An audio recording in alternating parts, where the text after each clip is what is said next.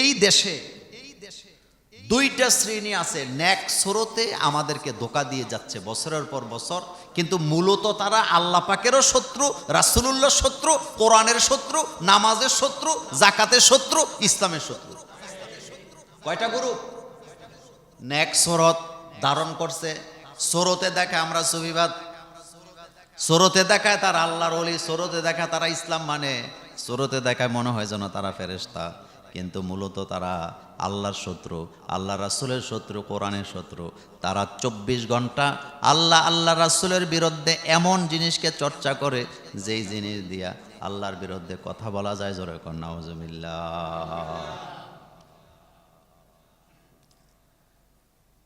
ইদানিং কালে আইসা আপনারা দেখছেন বাউলদের বিরুদ্ধে আলেম ওলামারা এবং যারা সচেতন ইসলামিক নাগরিক তারা এখন কি খেপছে, কথা ঠিক নেই? তাদের বিরুদ্ধে আমাদের কথা বলার কোনো দরকারই ছিল না, কিন্তু তারা গায়ে পড়ে এসে আমাদের উপর ঝগড়াটা লাগাইছে। কথাগুলো মনোযোগ দিয়ে শুনবেন। কয়েকদিন আগে বাউলদের বর্তমানে মোটামুটি যে সর্দার নেতৃত্ব দেয় তার নাম হচ্ছে আবুল সরকার। নাম আবুল সরকার, কিন্তু হেতে আসলে একটা আবুল্লা, হেতে একটা কি আবুল্লা। এখন দেখেন ঝগড়াটা কিভাবে লাগাইছে, আমাদের কোনো দোষ নাই, আমরা তো তাদের বিরুদ্ধে কথা বলে এত সময় কি আমাদের কাছে আছে নাকি? সে তার গানের মঞ্চে দাঁড়ায় বলতেছে কোরআন শরীফের মধ্যে এত নাচকে, মনোযোগ আছে? কোরআন শরীফের মধ্যে বলে নাচ, কোরআনের মধ্যে এত নাচ কেন? তো নাচটা কি? হেতে নিজে নিজে কইতেছে কুল আউযু বিরব্বিন নাস, মালিকিন নাস, ইলাহিন নাস। আল্লাহ কয় খালি নাচ নাচ নাচ।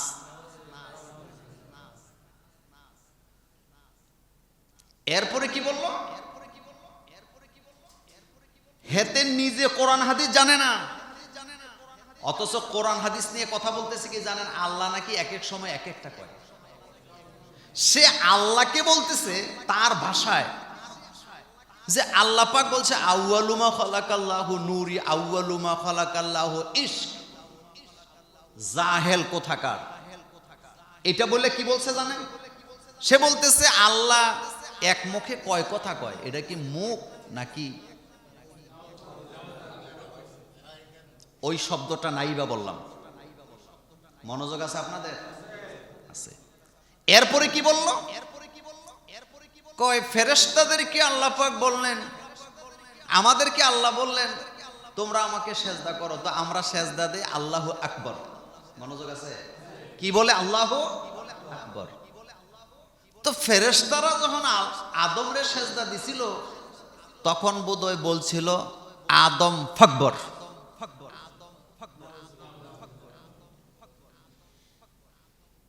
এখন আপনাদের কাছে জানতে চাই, আল্লাহকে যে গালি দেয়, আল্লাহরে মানে না এক জিনিস, কিন্তু আল্লাহকে যে গালি দেয়, কোরআনকে নিয়ে যারা ব্যঙ্গ করে তারা কি আমাদের বন্ধু না শত্রু? আচ্ছা, বাউলদেরকে তৌহিদি জনতা তাড়া দিছে, দৌড়ানি দিছে, কথাটা বুঝছেন মনোযোগ দিয়ে? তো দৌড়ানি দিছে, তারা পানিতে যেয়ে পড়ছে, মারামারি হয়েছে উভয় পক্ষের মধ্যে। মারামারি আমরা সমর্থন করি না, কিন্তু কথাটা আগে বুঝতে হবে। মারামারি হয়েছে দুই পক্ষের মধ্যে, গালাগালি হয়েছে, দৌড়ানি টোড়ানি হয়েছে, পানিতেও পড়ছে। কিন্তু আমার দেশের কিছু রাজনৈতিক নেতারা বুঝে না বুঝে, বুঝে না বুঝে বাউলদের পক্ষ নিছে, যে তাদের গায়ে হাত তুলছে। কিন্তু বাউলদের গায়ে কেন হাত তুললো? বাউলরা যে আমার আল্লাহকে গালি দিয়ে আল্লাহর বিরুদ্ধে কথা বললে জঘন্য অপরাধ করেছে, এই কথাটা কিন্তু তারা একবারও বলে না। বিএনপির মহাসচিবের মতো একটা মানুষ, বিএনপির মতো একটা দল, জিয়াউর রহমান ডানপন্থী না বামপন্থী? কোনো সন্দেহ আছে? ওনার দলের মহাসচিব বাউলদের ব্যাপারে এমন ভাবে পক্ষ নিল মনে হয় যেন সে যুদ্ধ ঘোষণা করছে। কিন্তু মহাসচিবের মুখ দিয়ে একবারও আসলো না যে বাউলরা যে আল্লাহরে গালি দিল, আল্লাহরে যে বললো, এটা কি মুখ নাকি? এটা আমি বলবো না। আল্লাহরে যে বলতে পারে এটা মুখ নাকি এই? সে কাফের, তাকে যারা সমর্থন করবে তারা কাফের, তাকে যারা বাঁচাবার চেষ্টা করবে তারা কাফের, এবং তাদের এই বক্তব্যে যদি তারা ক্ষমা না চায় বাংলাদেশের 18 কোটি মুসলমানেরা তাদেরকে প্রত্যাখ্যান করবে।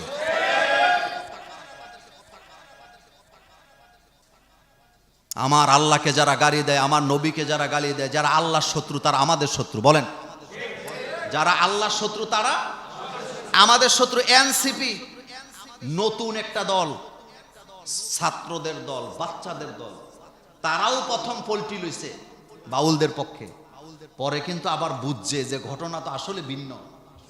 এই বাউলরা আমাদেরকে নেক্সট স্রোতে ধোঁকা দিয়ে যাচ্ছে। আলেম ওলামার দেশে, শাহজালাল শাহপরানের দেশে, শাহ মখদুমের দেশে, খান জাহান আলীর দেশে কোন বাউলরা ইসলামের বিরুদ্ধে কথা বলা তো দূরের কথা, ভবিষ্যতে যদি কোনো বাউল একটা শব্দ আল্লাহর বিরুদ্ধে কথা বলে তার জিহ্বাটা টেনে ছিঁড়ে ফেলা হবে। তো জিহ্বার দরকার নেই, তুই ইসলাম মানুষ না, এটা আলাদা ব্যাপার, কিন্তু তুই কথা বলার সাহস পাস কেমন? এবার শুনেন, বাউলদের ভয়ানক চক্রান্তর একটা হচ্ছে তারা গানের মাধ্যমে অশ্লীলতা, জিনাকে প্রমোট করে।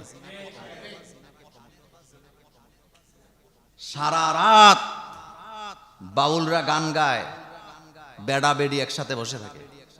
কুমিল্লার ভাষায় বললাম, বেটা বেডি একসাথে বসে থাকে। এরপরে মুখ দিয়া যা আসে, মানুষের দেহ নিয়ে, মানুষের শরীর নিয়ে, নারীদের বুক নিয়ে, নারী পুরুষের লজ্জাস্থান নিয়ে অনবরত গান গায়।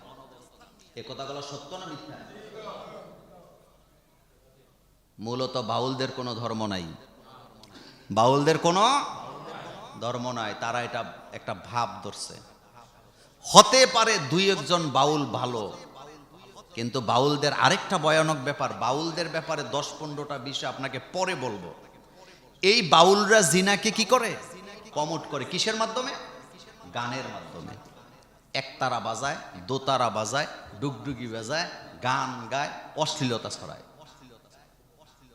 এমন একজন বাউল আমার ছাত্র জীবনে, আমার আব্বার সমবয়সী, আমার আব্বার দোস্ত ছিল নাকি, সে একদিন আমারে বলতেছে, আমি তখন মাদ্রাসায় পড়ি, কয় সূরা লাহাব যেটা তাব্বাত ইয়াদা সূরা দিয়া নামাজ পড়লে তোমাদের নামাজ হবে না।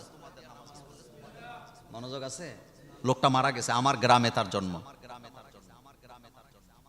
লোকটা আমাকে বলতেছে,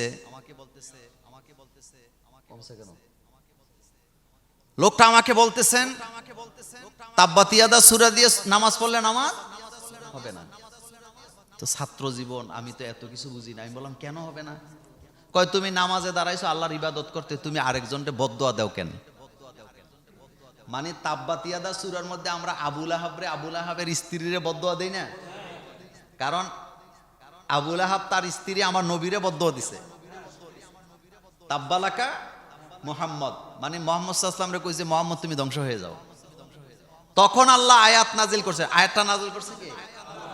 আল্লাহ আয়াত নাজিল করে বলতেছে, মুহাম্মদ সাল্লাল্লাহু আলাইহি ওয়াসাল্লাম ধ্বংস হবে না, তাব্বাত ইয়াদা আবি লাহাবিউ ওয়া তাব্বা, আবু লাহাব তুই নিজে ধ্বংস হয়ে যা। মনোযোগ আছে আপনাদের? এখন বদদুয়া আমাদেরকে শিখাইছে কে?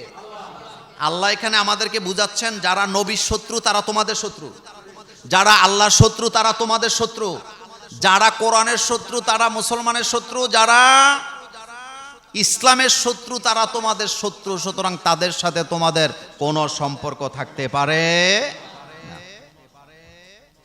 আল্লাহ রাব্বুল আলামিন এবার আয়াত নাযিল করে জানায় দিলেন, তাব্বাত ইয়াদা, পড়েন সবাই, তাব্বাত ইয়াদা আবি লাহাবিন ওয়া তাব্বা মা আগনা আনহু মালুহু ওয়া মা কাসাব সায়াসলা নারান যাতা লাহাবিন ওয়া ইমরাআতু। আল্লাহ বলেন, আবু লাহাব আর তার স্ত্রী দুইজনই মুহাম্মদ সাল্লাল্লাহু আলাইহি ওয়াসাল্লামকে বদদুয়া দিয়েছে, শত্রু। আল্লাহ পাক বলেন তারা দুইজন ধ্বংস হয়ে যাক, তাদের হাত ধ্বংস হোক। হাত বলতে আল্লাহ পাক এখানে চারটা জিনিস বুঝাইছে। আবুল আহাবের সম্পদ ধ্বংস হোক, আবুল আহাবের ক্ষমতা ধ্বংস হোক, আবুল আহাবের প্রচার মাধ্যম ধ্বংস হয়ে যাক। এভাবে করে বদদুয়া শিক্ষা দিলেন কে? এই বাউলদের মধ্যে একটা জঘন্য আরেকটা আকীদা আছে, আপনাদেরকে বলি। প্রত্যেক বাউলের একজন করে নারী বাউল বন্ধু আছে, এটা হলো স্ত্রীর বাইরে, এটা থাকা তাদের মধ্যে আনন্দের। মানে বাউল পুরুষের স্ত্রী থাকার পরেও আরেকজন বাউল নারী তার সাথী থাকবে, এটা হলো তাদের আকীদার মূল। একজন নারী বাউলের স্বামী থাকার পরেও সে অন্য পুরুষকে তার পার্সোনাল লাইফে রাখবে, এটা হলো বাউলদের একটা আকীদা। আর তারা কি করে জানেন? নিজের দেহ নিয়ে গান লেখে, গবেষণা করে, দেহটারই পূজা করে। এক কথায় যদি বলি, কিসের পূজা করে? মানে তারা বুঝাইতে চায় এই দেহ যা চায়, এই চাহিদা তো আল্লাহই সৃষ্টি করছে, সুতরাং এইটারে বাধা দিয়ে কোনো লাভ নাই। আর এই বাউলদেরকে সবচেয়ে বেশি প্রমোট করে ভারতের হিন্দুত্ববাদীরা। কারা কেন করে? এটার একটা কারণ আছে। এটার কারণটা হলো বাউলরা যা যা করে, ভারতের মিডিয়া এবং বাংলাদেশের কিছু মিডিয়া এটারই ইসলাম বলে প্রচার করতে চায়। বাউলরা সেলাই ছাড়া জামা কাপড় পরে এবং তারা একটু সুফিবাদ বাপসাপ দেখায়। ভারতে বাংলাদেশে মিল্লা সিনেমাও বানাইছে, এটারে বুঝাইছে এটাই আসল ইসলাম। এবং ভারতে আপনি এটা নিয়ে গবেষণা করতে যেয়ে দেখলাম, ভারতের এরা যে সিনেমা বানায়, এই সিনেমাতে ইসলাম বলতে মাজারে যাওয়া, মাজারে সেজদা দেওয়া, কোনো কিছু অভাবে পড়লে, বিপদে পড়লে মাজারে যায় সাহায্য চাওয়া, এটারে তারা ইসলাম বুঝাইছে। এই ব্যাপারে আমি আপনাদেরকে সতর্ক করার জন্য আজকে কয়েকটি ব্যাপারে আপনাদের সাথে কথা বলবো। প্রথম কথা হচ্ছে, যারা অশ্লীলতাকে ছড়ায়, ফাহেশাকে ছড়ায়, আল্লাহ রাব্বুল আলামিন তাদেরকে দুনিয়াতেও শাস্তি দিবে, আখেরাতেও শাস্তি দিবে। এই কথাটা কার? আল্লাহর। মনোযোগ আছে আপনাদের? আছে। এই বাউলরা অশ্লীলতা ছড়ায়। আল্লাহ রাব্বুল আলামিন বলছেন, ইন্নাল্লাযীনা ইউহিব্বুনা আন তাশিআল ফাহিশাতু ফিল্লাযীনা আমানু লাহুম আযাবুন আলীম ফিদ দুনিয়া ওয়াল আখিরা ওয়াল্লাহু ইয়ালামু ওয়া আনতুম লা তা'লামুন। আল্লাহ পাক বলছেন, ইন্নাল্লাযীনা ইউহিব্বুনা আন তাশিআল ফাহিশা, যারা দুনিয়াতে মুমিনদের মধ্যে ফাহেশা ছড়াতে চায়, অশ্লীলতাকে ছড়াতে চায়, সেটা তাদের কথার মাধ্যমে, বক্তব্যের মাধ্যমে। ফিল্লাযীনা আমানু, ঈমানদারদের মধ্যে আল্লাহ পাক বলছেন লাহুম আযাবুন আলীম, তাদের জন্য কঠিন শাস্তির ব্যবস্থা আমি আল্লাহ করেছি। ফিদ দুনিয়া, দুনিয়াতে আমি তাদেরকে শাস্তি দিব, ওয়াল আখিরা, আখিরাতেও আমি তাদেরকে শাস্তি দিব। আল্লাহু ইয়ালামু ওয়া আনতুম লা তা'লামুন, তারা যা করে সকল ব্যাপারে আল্লাহর কাছে খবর আছে না নাই? আমাদের রাজনৈতিক কিছু নেতারা না বুঝে বগর বগর করে। গতকালকে দেখলাম প্রধানমন্ত্রী, প্রধান উপদেষ্টা, প্রেস সচিব কয় যারা বাউলদের উপরে হামলা করছে তাদেরকে গ্রেফতার করা হবে। আজ পর্যন্ত ওদের মুখ দিয়ে এই কথাটা আসলো না যে যারা আল্লাহরে গালি দিছে তাদেরকেও বিচারের আওতায় আনা হবে। আমি আপনাদেরকে একটা কথা বলি, ক্ষমতার চেয়ারটা বড় অন্ধ। ক্ষমতাটা তো, চেয়ারটা তো উপরে থাকে, নিচের দিকে নজর আসে না। আমি আমার জীবনের একটা অভিজ্ঞতার কথা বলি। আমি বিমানে যখন উঠি জানালার কাছে বসলে নিচের দিকে তাকাইলে দুনিয়ার এই যে জমিটা দেখা যায় না খুব একটা, বড় বড় বিল্ডিং গুলি পিঁপড়ার মতো, জাহাজগুলা পিঁপড়ার মতো, তখন নিজের খুব মানে হেডামলা মনে হয় কত উপরে উঠে গেছি। কিন্তু আল্লাহর সৃষ্টির তুলনায় কদ্দুর উঠছি বলেন তো। এই ক্ষমতার চেয়ারটা এটা এমন একটা জিনিস, এটাতে বসলে নিচের দিকে আর চোখ পড়ে না। এটা অন্ধ বলেন, এটা কি? যখন এই অন্ধত্ব কেটে যায় তখন দেহে ডাইনেও কেউ নাই, বামেও কেউ নাই, সামনেও কেউ নাই, পেছনেও কেউ নেই। বাংলাদেশের মানুষের কপাল এত খারাপ, যেই দেশে হযরত শাহজালাল ইসলাম প্রচার করেছেন, শাহপরাণ ইসলাম প্রচার করেছেন, হাজার হাজার পীর সাহেবরা এখানে ইসলামের খেদমত করছেন, কোটি কোটি আলেম ওলামা, হাজার হাজার কওমি মাদ্রাসা, আলিয়া মাদ্রাসা, দরসে নিজামের মাদ্রাসা খেদমত করে যাচ্ছেন। এই দেশে যারাই সরকারে বসছে তারা ক্ষমতায় বসার পরে একজনও ইসলামকে প্রমোট করছে অথবা ইসলামের পক্ষ নিছে, আল্লাহর পক্ষ নিছে, একটা দৃষ্টান্ত বাংলাদেশের মানুষ পায় নাই।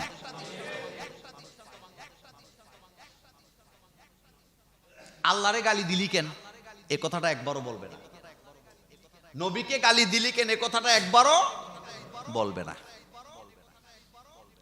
ওদের পক্ষে আবার দেখলাম ফরহাদ মাজার সাহেব খুব নামছে, কত কত নেতা আইব আর যাইব, লাভ নাই, ইসলাম মাথা উঁচু করে দাঁড়ায় থাকবে। এদেশে ইসলামের বিরোধিতা যত হইছে ইসলামের ভিতটা তত বেশি মজবুত হইছে। সুবহানাল্লাহ বলবেন না? তুফান এসে গড় নাড়া দিলে গড়ের মালিক তার খুঁটিকে মজবুত করে, কথা ঠিক কিনা? আর ইসলাম বিদ্বেষীরা ইসলামের খুঁটি ধরে নাড়া দিলে তাওহীদি জনতা ওই খুঁটিকে আরো শক্ত করে মজবুত করে ধরে। এ নাড়া দিয়ে কিছু করার সুযোগ। আল্লাহ পাক বলছেন ইউরিদুনা লিউতফিউ, পড়ো, ইউরিদুনা লিউতফিউ নূরাল্লাহি বিআফওয়াহিহিম। এ কথা কার?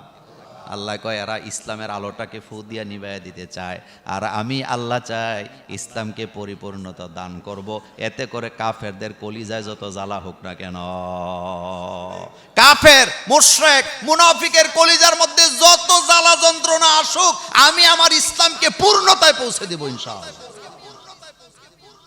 আগামীর শতাব্দী হবে ইসলামের শতাব্দী, আলহামদুলিল্লাহ পড়েন।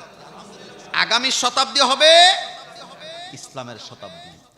এই বাউলদের আরেকটা জঘন্য কাজ হলো তারা প্রকাশ্যে গানের মঞ্চে গালাগালি করে। বলেন কি করে? তর্ক করতে যেয়ে গালাগালি করে। দুই শিল্পী দুইজন থাকে, এদিকে তো টাকা দিয়ে আনে, আবার কি দিয়ে আনে মানে টাকা দিয়া পাগলখানা সাজানো। বাউলের গান করা মানে টাকা দিয়া পাগলখানা সাজানো। আর বাউলের অর্থটাও খুব একটা ভালো না। বাউলকে যদি বাউলুন থেকে নেন তাহলে এর অর্থ হলো ফেসাদ, ভালো জায়গা দিয়ে বাইরে না খারাপ জায়গা দিয়ে বাইরে। কথা কন না কেন, কোন দিক দিয়ে বাইরে? বাউলের এক অর্থ হলো পাগল, মাতাল, যারা পাগল সাজ্জা থাকে, মূলত পাগল না, মূলত কি না কিন্তু পাগল সাজ্জা রয়েছে। বাউলের এক অর্থ হলো ঘুরা ঘুরা দেশে দেশে ভিক্ষা করা। তো তোদের আল্লাহ ভিক্ষা করার জন্য দুনিয়াতে পাঠাইছে, গানের মাধ্যমে অশ্লীলতা।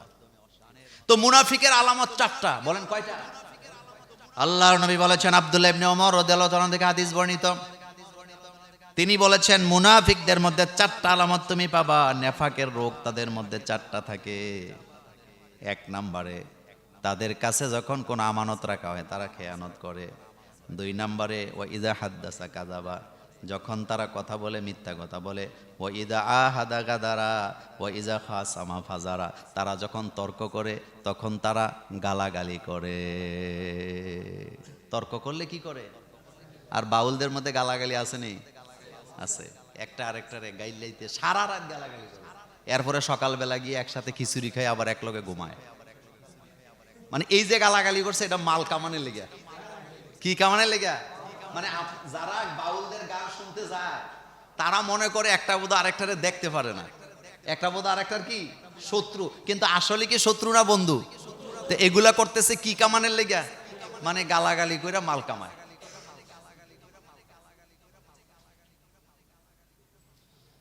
এই গালাগালি শোনার জন্য একদলেরা টাকা দিয়া তাদেরকে আনে। এই আবুল্লার গলার মধ্যে সেদিন দেখলাম টাকার মালা। কিসের মালা? টাকার মালা। এখনই সময় এসেছে বাংলাদেশের 4 লক্ষ মসজিদ থেকে তৌহিদি জনতাকে জাগ্রত করতে হবে। বাউল যেখানে, গণদোলাই সেখানে। তুমি জেলখানা বানাইবে, আমগরে হুমকি দাও, যারা আক্রমণ করছে তাদের গ্রেফতার করা হবে। তো তোমার জেলখানা, হাসিনার জেলখানাই তো আমাদের জায়গা হইছে না। আমরা তখনকার সময় শেখ হাসিনা রাষ্ট্রে দাঁড়ায় বলেছিলাম, আলেমদেরকে ফাঁসি দেওয়ার চেষ্টা করেন না, কারণ আপনি ফাঁসির দড়ি বানায় আলেমদেরকে ফাঁসি দিতে দিতে দিতে দিতে আপনার ফাঁসির দড়ি শেষ হয়ে যাবে, আলেমদের কল্যাণ সংখ্যা শেষ হবে না। একটারে দিলে 10টা আসবে। সুতরাং ইউনূস সরকারের প্রেস সচিবকে জানান দিতে চাই, তুমি আমাদেরকে জেলের ভয় দেখায়ও না, তোমার জেলখানায় আমাদেরকে জায়গা দেওয়ার ক্ষমতা তোমার নাই। বরং তুমি অপেক্ষা করো কবে তুমি জেলখানায় ঢুকবা। সময় কিন্তু আর বেশি দিন নাই, সর্বোচ্চ ফেব্রুয়ারি পর্যন্ত সময় আছে। হুমকি দিও না, বুঝে শুনে হুমকি দিও, বুঝে শুনে হুমকি দিও। হাতি গোড়া গেল তল, ছাগলে কয় কত জল। এটার অর্থ বুঝেন তো? খালে দিয়া পানি যায়, তো পানি যে যায়, হাতি নামছে তলায় গেছে, ঘোড়া নামছে তলায় গেছে, বাসায় নিয়ে গেছে, তো পানি কম না বেশি? কিন্তু ছাগলে আইসা, ছাগল কি বড় না ছোট? ছাগলে আইয়া দাঁত বেটকায় কই এইখানে আর দূর জল হবে গো। তো তোর বাপ 14 গোষ্ঠী তো উড়ে চলে গেছে, তুই দেখ না নাই কত দূর আছে।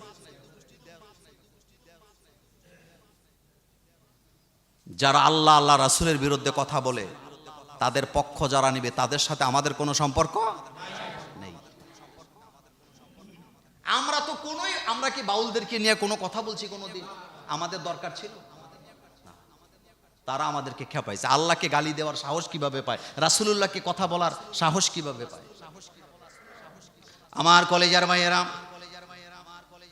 আল্লাহর প্রতি যারা মন্দ ধারণা করে, আল্লাহকে যারা গালাগালি করে, তারা হচ্ছে, তাদের ধারণা হচ্ছে এমন, তারা তাদের ধারণা দিয়া আল্লাহর ব্যাপার আমাদের মধ্যে খারাপ আকীদা ঢুকায় দিতে চায়।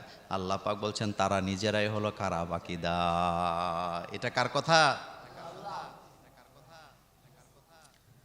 আয-যান্নিনা বিল্লাহি যান্নাস সাও। আল্লাহ পাক বলেন তাদের ধারণা বড় খারাপ, বড় ভয়ানক। ধারণা কত খারাপ, কত খারাপ হইলে তারা বলতে পারে যে আল্লাহ নাকি কোরআনে বলছে খালি নাচো নাচো নাচো। এতে নাচতে নাচতে নাচ ছাড়া আর কিচ্ছু চোখে দেখে না। এক বাউল তার গানের মধ্যে বলতেছে জালিকাল কিতাব, এটা হলো জাল কিতাব। মানে কোরআনকে বলতেছে এটা কি? আচ্ছা, আরবি ভাষা আর বাংলা ভাষা দুইটা কি এক জিনিস? ডাইরেক্ট মানুষ কিন্তু আবার কিছু কিছু লোক আছে মূর্খের গোষ্ঠী, খালি লাফায়। মানে বাউলে বলতেছে জালিকাল কিতাব, এটা জাল কিতাব, হেতে আবার নিচের থেকে ডুবডুই বেজা ঠং ঠং ঠং, হ্যাঁ ঠিক ঠিক ঠিক। তো এক পাগলের লগে আরেক পাগলের কি হইছে? সাক্ষাৎ হইছে। বল, এক পাগলের লগে আরেক পাগলের সাক্ষাৎ হইছে। আল্লাহ রাব্বুল আলামিন বলছেন তাদের ধারণা বড় ভয়ানক। এই আবুল সরকার আরেকটা মারাত্মক কথা সে ছড়াইছে গানের মাধ্যমে। সে বলেছে আল্লাহর নাকি মুখের ঠিক নেই। আর আস্তে নাউজুবিল্লাহ কন, মানে নাউজুবিল্লাহ জোরে কইলে যদি আবার কেউ হুইন্না ফেলে। ভিডিও আসেনি, প্রমাণ আসেনি, তো প্রমাণের পরে আর কথা বলা লাগে কেন? আমরা দাবি করতে হবে কেন যে তাকে অ্যারেস্ট করো? সরকারের তো দায়িত্ব ছিল সরকারেরই তো দায়িত্ব ছিল। আজকে যারা ক্ষমতায় আছে এত বাহাদুরি দেখায় না, আলেমদের রক্তের উপরে আপনারা দাঁড়ায় আছেন, এত বাহাদুরি দেখায়েন না। বাউলদেরকে ধরতে হবে, শাস্তি দিতে হবে, এই ব্যাপারে কোনো আপোষ নেই। বলেন, এই ব্যাপারে কোনো এক বিন্দু পরিমাণ, এক সুতা পরিমাণ ছাড় দেওয়া হবে না। সে কি বলল? আল্লাহ নাকি বলছে আউয়ালুমা খলাকাল্লাহু নূরি, আউয়ালুমা খলাকাল্লাহি ইশক, মানে ব্যঙ্গ করে ইশক। তো তোরে কি কুত্তায় কামড়াইছে নি পিছি দিয়ে? এরপরে কি বলল? আরো কত জঘন্য কথা বলছে, আপনারা কথাগুলা শুনেন মনোযোগ দিয়া। কি বলছে জানেন? বলছে তুমি একাই আল্লাহ হইয়া বইয়া রইলা, তুমি যদি আরো তোমার লগে আরো 10-12 জন আল্লাহ বানাইতা, তোমাদের ক্ষতি, তোমার ক্ষতিটা কি আছিল? কত বলবো আপনাদেরকে, কয়টা বলবো? মানে বলতেছে তুমি একাই নিজেরে আল্লাহ বলে দাবি করে বৈশা রইলা, তুমি যদি আরো 10-12 জন আল্লাহ তোমার সাথে রাখতা তাহলে শক্তিটা তোমার আরো বাড়তো। ছাগল কোথাকার, ছাগলে কি না কয়, কি বলে? ছাগলে কি না খায়, ছাগলে কি না খায়। এই কথা বলার পরে কোন মোমেনের মাথা ঠান্ডা থাকার কথা নাকি? আরো কয়েকটা আল্লাহ টাল্লাহ থাকলে তোমার লগে সমস্যাটা কি আছে? আর কথার নমুনা কি জানেন? প্রতিটা কথা ব্যঙ্গ করে করে বলে। আল্লাহ রাব্বুল আলামিন বলছেন, তো তাই সে বলতেছে কি আল্লাহর কথার কোনো কি নাই, ঠিক ঠিকানা নাই। আসলে কি আল্লাহর কথা ঠিক নেই না শয়তানের কথা ঠিক নেই? আল্লাহ রাব্বুল আলামিন বলছেন, ওয়াকালাশ শাইতানু লাম্মা কুদিয়াল আমরু ইন্নাল্লাহা ওয়া'আদাকুম ওয়া'দাল হক ওয়া ওয়া'আদতুকুম ফাআখলাফতুকুম। আল্লাহ পাক বলছেন, ওয়াকালাশ শাইতানু লাম্মা কুদিয়াল আমরু ইন্নাল্লাহা ওয়া'আদাকুম ওয়া'দাল হক। কিয়ামতের ময়দানে শয়তান এবং তার দলের লোকেরা একটা ঘোষণাই দিবে, আমরা তোমাদেরকে দিয়া যত শয়তানি মাতাব্বরি বান্দরামি করাইছিলাম, আমরা আমাদের ওয়াদাকে খেলাপ করলাম, আমাদের ওয়াদা ঠিক ছিল না। কিন্তু ওয়াদাল্লাহি হক, একমাত্র কার ওয়াদা সত্য? ওয়াদাকুম ওয়াদাল হক, তোমাদের সাথে আল্লাহ যে ওয়াদা করেছেন এই ওয়াদার মধ্যে কোনো খেলাপ হবে না। ওয়া'আদতুকুম ফাআখলাফতুকুম, আমরা আমাদের ওয়াদা খেলাপ করলাম কিন্তু আল্লাহ কখনো ওয়াদা খেলাপ করে না। সুবহানাল্লাহ। আল্লাহ মোমেনদেরকে বলছে আমি তোমাদেরকে বিজয় দিব, দিছেনি? জোরে বলেন, দিছেনি? আল্লাহ মোমেনদেরকে বলছে যারা ইসলাম নিয়ে খেলামেলা করবে, বান্দরামি করবে, আমি তাদেরকে দুনিয়াতে লাঞ্ছিত অপমানিত করব। করেনি? আরো জোরে বলেন, করেনি? করে। আল্লাহ বলছে তুমি যদি মানুষের উপরে জুলুম করো আমি তোমাকে এমনভাবে লাঞ্ছিত করব। করেনি? আল্লাহ বলছে আমি তোমাকে ক্ষমতা থেকে টেনে বের করে দিব, দেয়নি? আল্লাহ বলছে আমি তোমার ক্ষমতায় বসায় দিব, বসায় কিনা? আল্লাহ বলছেন তুমি অসুস্থ হলে আমি তোমাকে সুস্থতা দান করব, তুমি যখন অসুস্থ আমার কাছে সাহায্য চাও। এ ওয়াদাগুলা কার? আল্লাহ পাকের। এরপরে সে বলল কি আল্লাহ নাকি সকালে একটা কয় বিকালে একটা কয়। নাউজুবিল্লাহ বলেন। আসলে কি ব্যাপারটা এমন? এবার দেখেন কোরআনে আল্লাহ পাক বলছেন সুন্নাতামান قد أرسلنا قبلك من رسلنا ولا تجد لسنتنا তাহওয়িলা। আল্লাহ বলেন তোমার রবের কথার মধ্যে তুমি কোনো পরিবর্তন পাবা না, তোমার রবের আইনের মধ্যে বিধানের মধ্যে কোনো তারতম্য তুমি পাবা না। আগের বিধান পরের বিধানে কোনো পার্থক্য নাই। আল্লাহর বিধান কখনো পরিবর্তন করা যায় না, পরিবর্তনের দরকারও হয় না। 5 ওয়াক্ত নামাজ দিছে কে? কিয়ামতের আগে 3 ওয়াক্ত বানানোর কোনো সুযোগ আছে? কোনো দরকার আছে নি? নাই। কোরআনকে পরিবর্তন করার কোনো দরকার আছে? কোরআন নাজেল হয়েছে 1500 বছর। কত বছর? একটা আয়াতও কি পরিবর্তন হয়েছে? একটা নক্তাও কি হয়েছে? একটা শব্দও কি হয়েছে? না। আল্লাহর বিধান পরিবর্তন করার কোনো দরকারই নাই, কারণ আল্লাহ যেটা নাজেল করে কিয়ামত পর্যন্ত সেটা থাকবে। সূর্য কোন দিকে উঠে অস্ত যায় কোন দিকে, কিয়ামত পর্যন্ত এটা পরিবর্তন হবে। চাঁদের দেখা আমরা দিনে পাই না রাতে পাই। দিনে কিন্তু চাঁদ থাকে কিন্তু আমরা দেখিনি। দেখি কখন? এই বিধান কার? আল্লাহ পাক বলছেন লাশ শামসু ইয়ামবাগি লাহা আন তুদরিকাল কামার। এতে আল্লাহ পাক বলছেন চন্দ্র তার নিজস্ব কক্ষপথে চলে, সূর্য তার নিজস্ব রাস্তায় গতিতে চলে। চন্দ্র কোনো দিন সূর্যকে আক্রমণ করে না, সূর্য কোনো দিন চন্দ্রকে আক্রমণ করে না। এই বিধান কার? আল্লাহু আকবার বলবেন না? আল্লাহর বিধান দেখেন, পেটে বাচ্চা পুরুষেরা নেয় না নারীরা নেয়? কিয়ামত পর্যন্ত এটা চেঞ্জ হওয়ার কোনো দরকার আছে নি? নাই। কিন্তু পুরুষেরা কঠোর পরিশ্রমী হয়, একথা সত্য নি? আচ্ছা, শক্তি, দেহের শক্তির দিক থেকে পুরুষেরা এগিয়ে না? আল্লাহ পুরুষের শক্তি কেন বেশি দিছে? কারণ তাকে লাঙ্গল টানতে হবে, জমি চাষ করতে হবে, মাটি কাটতে হবে, পাথর ভাঙতে হবে, বড় বড় পাথর উঠাইতে হবে। এই জন্য আল্লাহ তাকে শক্তিশালী করে বানাইছে। কিন্তু নারীদের এই কাজের দরকার নাই। এই জন্য নারীরা যদি মাটি কাটতে চায় ফাঁকি দেওয়ার সম্ভাবনা আছে না? নাই। আচ্ছা, আপনারা গ্রামের রাস্তায় মহিলারা যে কাজ করে দেখছেন নি? কথা কয় না, দেখছেন নি? খাড়ি দিয়া, এটারে কি কয়? খাড়ির মধ্যে দেখবেন এক কোদাল মাটি লয়, মাটিটা ফালাইবো ওই জায়গায়, এখান থেকে ওখানে যেতে 3 জনে বদলাইয়া 3 কি বলে, ওরা বলে নাকি খাড়ি, 3 খাড়ি মাটি ফালাইয়া 4 বার ফান খায়। এ কথাগুলো সত্য না মিথ্যা? একজন পুরুষ মাথার মধ্যে যতগুলা বোঝা একা নিতে পারে 6 জন মেয়ে নিতে পারে না। এই বিধান কার? এটা চেঞ্জ হওয়ার কোনো দরকার আছে নি? আল্লাহ পাক বলছেন আমার বিধানে কখনো তুমি তারতম্য। এবার বাউল সরকার আরেকটা জঘন্য কথা বলে, সেটা কি? সে রাসূল সাল্লাল্লাহু আলাইহি ওয়াসাল্লামের দাড়ি নিয়ে ব্যঙ্গ করে বলতেছে যে এই যে দাড়ি, সে তার ভাষায় বলতেছে যে এক একটা দাড়ির মধ্যে 70টা ফেরেশতা থাকে, আর দাড়ি কামায়া কামায়া আমরা ফেরেশতাদেরকে, মানে না খারাপ কথা, মানে এটা দেই। আমি এই ভাষা বলবো না, কথা বুঝছেন কি না? মানে আমরা ফেরেশতাদের কামায়া কামায়া দাড়ি, এক একটা দাড়ির মধ্যে হেতের ভাষায় কয়জন ফেরেশতা আছে? প্রথম কথা হলো দাড়ির মধ্যে 70 জন ফেরেশতা আছে। এটা কোরআনেও নাই, হাদিসেও নাই, এটা বানানো কথা। 2 নাম্বার কথা হলো ফেরেশতারা হচ্ছে আল্লাহ পাকের রাষ্ট্রীয় কর্মচারী। সুবহানাল্লাহ। ফেরেশতারা কার রাষ্ট্রীয় কর্মচারী? এবং এক এক ফেরেশতাকে আল্লাহ এক একটা দায়িত্ব দিয়ে রাখছে।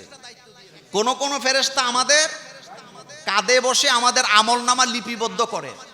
ইন্না আলাইকুম লাহাফিজিন কিরামান কাতিবিন ইয়ালামুনা মা তাফআলুন। কোন কোন ফেরেশতা নবীদের কাছে ওহী নিয়ে আসতেন, হযরত জিবরাইল আমিন। কোন কোন ফেরেশতা বৃষ্টির দায়িত্বে আছে, কোন কোন ফেরেশতা কিয়ামতের দায়িত্বে আছে, কোন কোন ফেরেশতা মায়ের গর্ভে যখন সন্তান আছে ওই সন্তান পাহারা দেওয়ার দায়িত্ব আছে। যখন সুবহানাল্লাহ।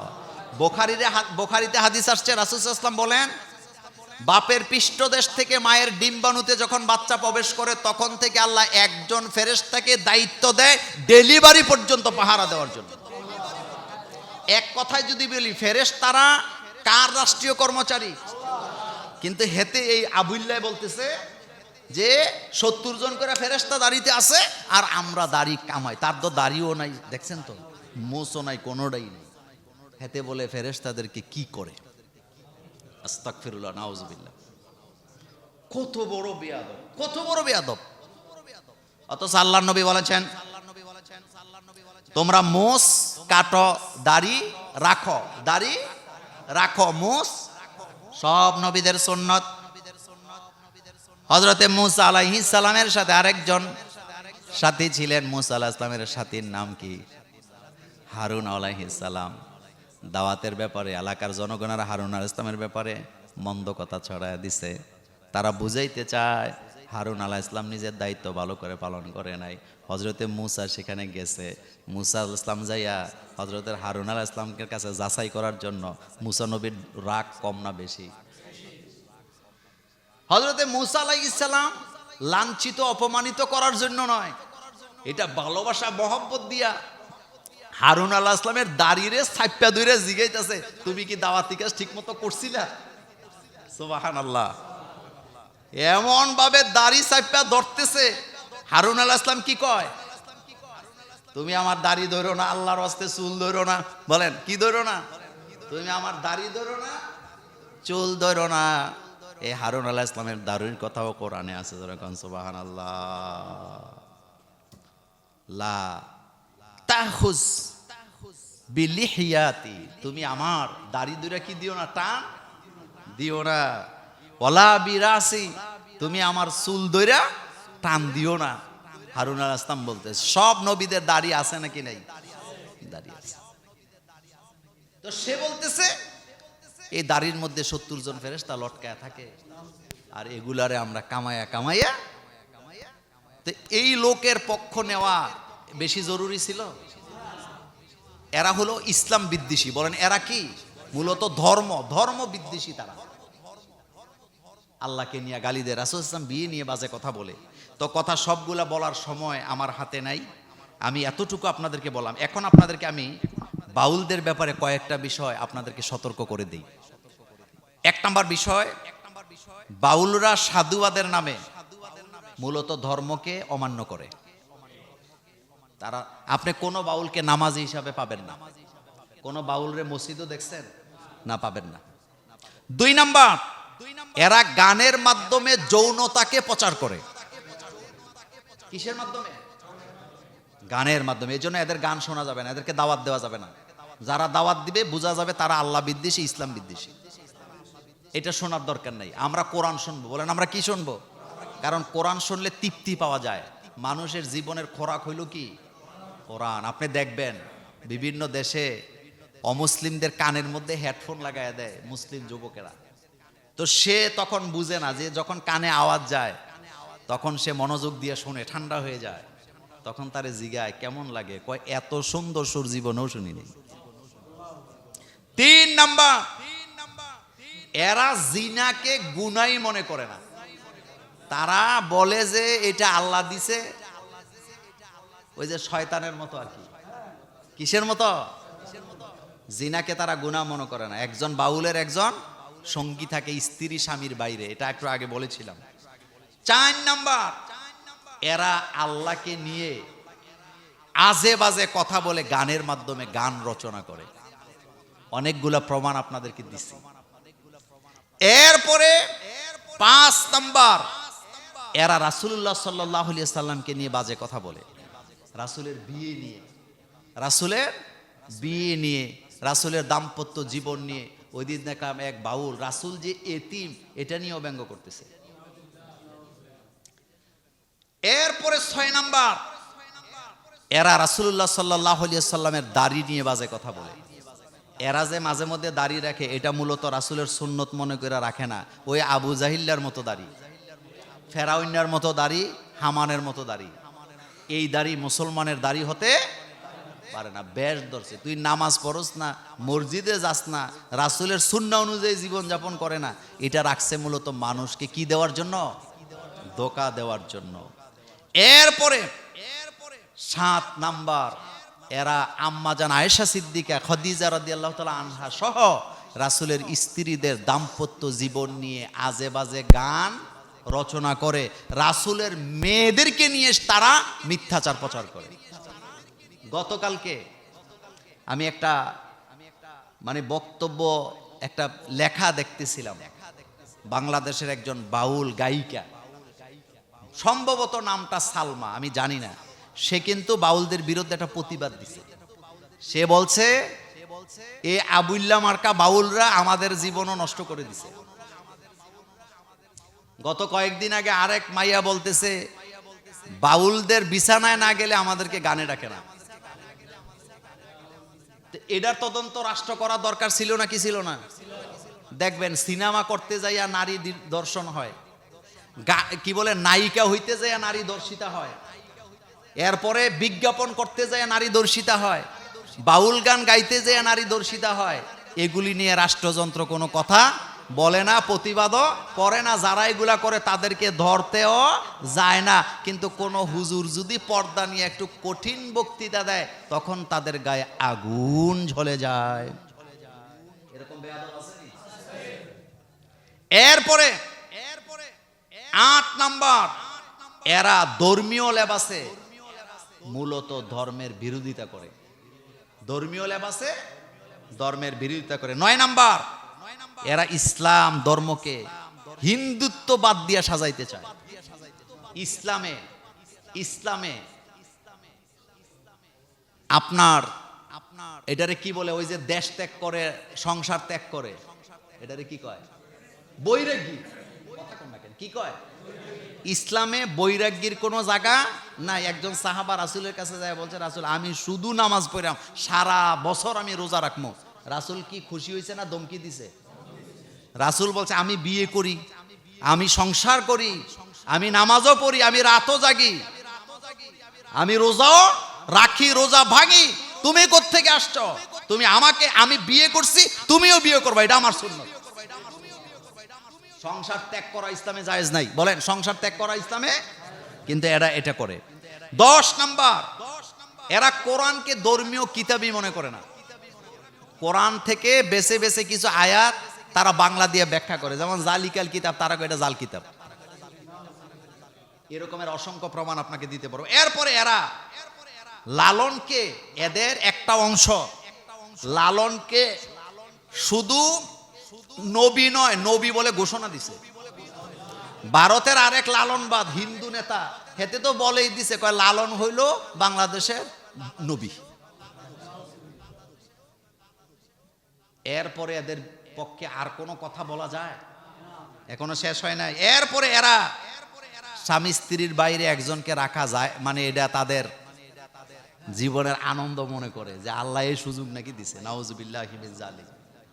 এভাবে করে তাদের অসংখ্য ভয়ানক আকীদা। এদেশে এক কথায় এমন কোন গানের নামে রচনা করতে দেওয়া হবে না যে গান নবীকে, আল্লাহকে নিয়ে বাজে কথা মন্তব্য করে, এমন কোন গায়ককে এদেশে সুযোগ দেওয়া হবে না। এদের বিচার হোক, আপনারা কি চান? আরো জোরে বলেন, চান? অবশ্যই বাংলাদেশের সব মসজিদ থেকে আজকে প্রতিবাদ হচ্ছে যে তারা তাদের মতো থাকুক, আমাদের কোনো আপত্তি নাই, কিন্তু তারা যদি আমাদেরকে খোঁচা মারে তাহলে আমরা কিন্তু ওই যে ঈসা নবীর উম্মত না, যে আপনি আমার একটা থাপ্পড় দিবেন আর বলবো ভাই তুমি কি ব্যথা পাইছো, আরেকটা দিয়ে যাও। আমাকে থাপ্পড় দিলে আমিও কি দেব? জবাবে থাপ্পড়ই তো দিব। ইটকা জবাব, কথা কন, এটাই তো সিস্টেম। তুমি আমার নবীরে গালি দিও না, আল্লাহকে গালি দিও না, তুমি ইসলাম মান্য না, তো এত ঠেকা নাই, তুমি ইসলাম না মানলে না, কিন্তু ইসলাম নিয়ে বাজে কথা বলতে পারবা না। একটা শেষ কথা বলি, হযরত শাহজালাল ইয়ামানি রহমতুল্লাহ আলাই গৌর গোবিন্দ, কি বলে, গৌর গোবিন্দকে 3টা কথা বলছিল। প্রথমে বলছে তুমি ভয় পাইও না, আমি মারতে আসি নাই, তুমি যদি ইসলাম গ্রহণ করো ইসলামের দরজা খোলা, আসো। ইসলাম যদি না মানো ইসলাম তোমার নিরাপত্তা দিবে। কয়টা কথা হয়েছে? কিন্তু 3 নম্বরে বলছে যদি তুমি ইসলামের বিরুদ্ধে কথা বলো তাহলে আমি শাহজালালের তরবারি দিয়ে ফয়সালা করা হবে।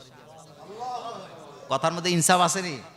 তুমি ইসলাম গ্রহণ করলে দরজা খোলা, আসো, না মানলে তুমি তোমার জায়গায় থাকো, আমরা নিরাপত্তা দেব। কিন্তু তুমি যদি ইসলাম নিয়ে বাজে কথা বলো, ফয়সালা হবে কি দিয়া? তরবারি দিয়া। এটা হলো ইনসাফের কথা।